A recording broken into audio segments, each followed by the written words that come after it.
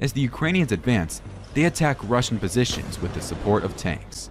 However, during the offensive, the Ukrainians have to clear mines from roads and fields to allow their armored vehicles to pass through.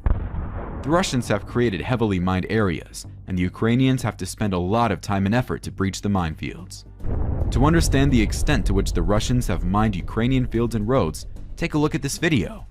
A Ukrainian armored transporter was returning to the rear, but even there, it encountered a mine and detonated. And even the Russians sometimes fall into their own mines. For example, a Russian tank was returning to its positions and detonated on its own mine. The video clearly shows a minefield nearby. It appears that the tank accidentally drove over one of the mines. The Russians abandoned that tank. Here's another Russian tank that detonated on its own mine. The Russians abandoned the tank and fled the battlefield. The Ukrainian soldiers destroyed the tank using a kamikaze drone.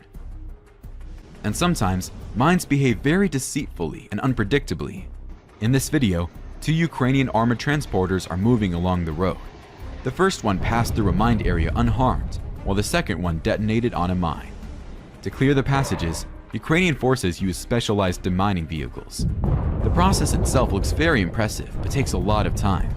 Sometimes, demining operations are conducted during offensive operations. It is a complex task that requires a high level of coordination among all units. Ukrainian sapper teams are working in the liberated territories. This is also a very complex job. The discovered Russian mines are collected and then destroyed by detonating them together. Ukrainian generals, led by Mr. Zaholzny, have focused on destroying Russian logistics.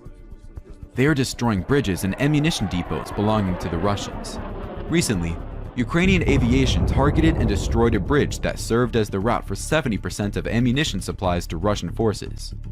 Additionally, Ukrainians systematically destroy Russian fuel reserves and ammunition depots. Several large ammunition storage facilities have been destroyed in the past weeks. Sooner or later, this will have an impact on the Russian strategic defense, and it will be breached.